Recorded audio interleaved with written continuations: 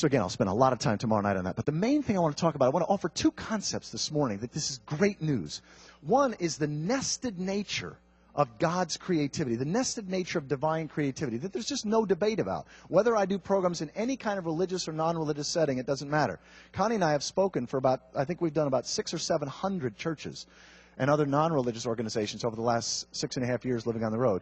And nobody debates this nested nature of reality. Subatomic particles within atoms, within molecules, within cells, within organisms, within planets, within galaxies. In other words, at all nested levels, every level can bring something new into existence that never existed before. Every level exhibits the powers of the Creator.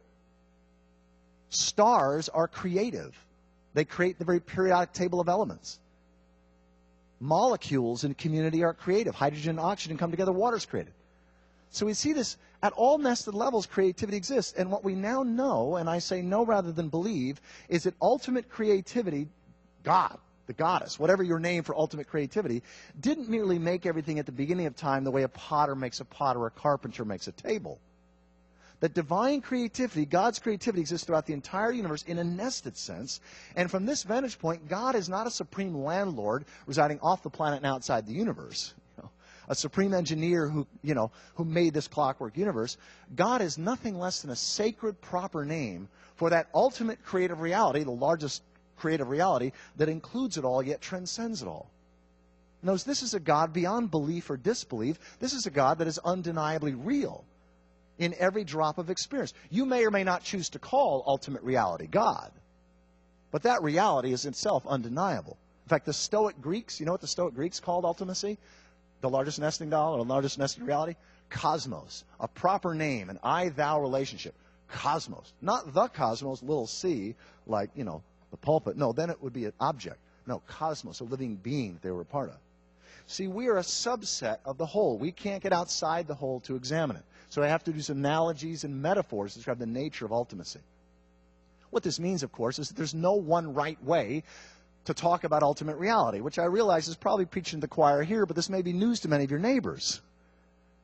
This sense also that God's creativity is directional. What we find is greater complexity, greater cooperation, and greater interdependence. Greater complexity, cooperation, and interdependence at larger and wider scale. And this there's no debate about. The universe as a whole has gone from simple atoms to more complex atoms, to molecules, to more complex molecules, to creatures, to more complex creatures, to societies and more complex societies. And we are part of that process. Probably the most important thing I'm going to say this morning. Human beings are literally, the universe, after some 14 billion years of unbroken evolution, now becoming conscious of itself. We are literally creation becoming aware of itself. We're the universe becoming conscious of itself. We didn't come into the world, we grew out of it. In the same way that apples grow out of an apple tree. We're organically related to the whole. Brian Swim is a cosmologist, a physicist. He's a professor out in California. He's got these two great quotes. He says, 4 billion years ago, the earth was molten rock, and now it sings opera. All right, earth was once molten rock, now it sings opera. And nobody put anything here. When the Bible, for example, speaks of God forming us from the dust of the ground and breathing into us the breath of life, that's a true story. It's a traditionally sacred way, what Joseph Campbell would call a mythic way, of talking about the fact that we grew out of the dynamics of the planet itself, and it's the divine creative reality of the whole, or ultimate reality, that makes that possible, the God that makes it possible. I mean, I don't know how Moses could have said it any other way, assuming he wrote that. Here's another quote from Brian Swim that I think you'll like. Now, this one's a little audacious, okay? He tries to take the entire history of the universe, 14 billion years, and sum it up in 2 sentences. He says, you take a great cloud of hydrogen gas, and you just leave it alone. And it becomes rose bushes, giraffes, and human beings.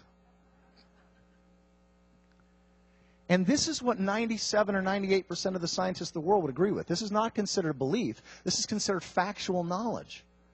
And as this knowledge is integrated into our religious traditions, which over the course of the next several decades it will be, each religion will see that its own core insights, its own core doctrines are larger, more meaningful, and have more this world reality than ever before. This is part of the gospel, the good news of evolution. It helps us know, A, we're not separate from the divine. B, the divine is up to something, and we co-create with the divine when we work for justice, for peace, for sustainability. When we when we just listen to someone, we are the divine. We are God in that process, doing God's work in this world. And part of the good news is that this sacred understanding of evolution, which is not the same thing as a meaningless understanding of evolution. I don't fault people who reject evolution. In fact, it's not a surprise, because for most of us, the only version of evolution that we've ever been exposed to is a chance, meaningless, purposeless, cruel, godless, directionless process. So if that's what you think of as evolution, please continue to reject it. The evolution that I'm talking about is nothing like that at all. It's a sacred, meaningful process that values religion and helps us to live lives of greater integrity, greater love, greater compassion, greater generosity, and where we see the science and religion war end. In fact, this is the last point I want to make this morning, is that this perspective, there's three things that this perspective does that makes me want to shout it from the mountaintops. Why for 6.5 years that Connie and I have lived on the road, and I mean we live permanently out of the generosity of people who open up their homes to us. And why we do this is because these three things excite us. The first is that a sacred understanding of evolution builds bridges between head and heart, science and religion, faith and reason. It also bridges family members. New Thought, humanist, and atheist family members can have common ground concepts to have a deep and meaningful conversation about the things that matter most, oftentimes for the first time. So it builds bridges. It provides guidance. It helps us understand some of the long-term trends, the patterns, the tendencies in evolution that help us to know with certainty how we can move into a just, healthy, sustainably life-giving future. I'll be talking about these again tomorrow night. I've got charts and stuff where we can see what are these patterns. For example, how did life create greater complexity, interdependence, and cooperation at larger and wider scale? When we learn that and align our laws, our medicine, our politics, our economics, our education with the way life works, with the way God works, we can move into a healthy future. We can co-create thy kingdom come, thy will be done on earth as it is in heaven. So it builds bridges, it provides guidance for us as a species, and it also provides guidance for us as individuals. It helps us to alleviate suffering because at all nested levels, because we can come to understand what does it mean for me as an individual to be in integrity? What does it mean for us as a couple to be in integrity? What does it mean for us as a family to be in integrity? What does it mean for us as a congregation to be in integrity? How can we come into Christ at all nested levels into integrity? And that is a key piece of guidance that a sacred understanding of evolution offers. And then finally, it restores realistic hope. Not otherworldly hope, not Jesus, the cosmic janitor, is going to come and clean up the mess we've made, but real hope.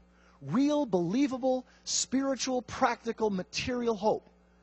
So that we can work together across our differences. One of the things I love about the diversity here is that we have virtually every kind of worldview represented, and yet we can stand shoulder to shoulder and co-create a just, healthy, sustainably life-giving future.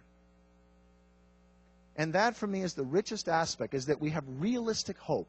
A sacred understanding of evolution builds bridges, provides guidance, and gives us realistic hope so we can wake up each morning and not just grow spiritually, as important as that is, or grow personally, but in our growing personally, in our growing spiritually, in our growing in integrity as individuals and couples and families and so on, we also become a blessing to our neighborhood, to our community, to our city, to our country, to our world.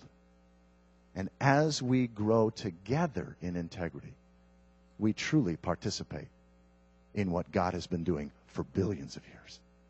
And that is holy work. Yeah.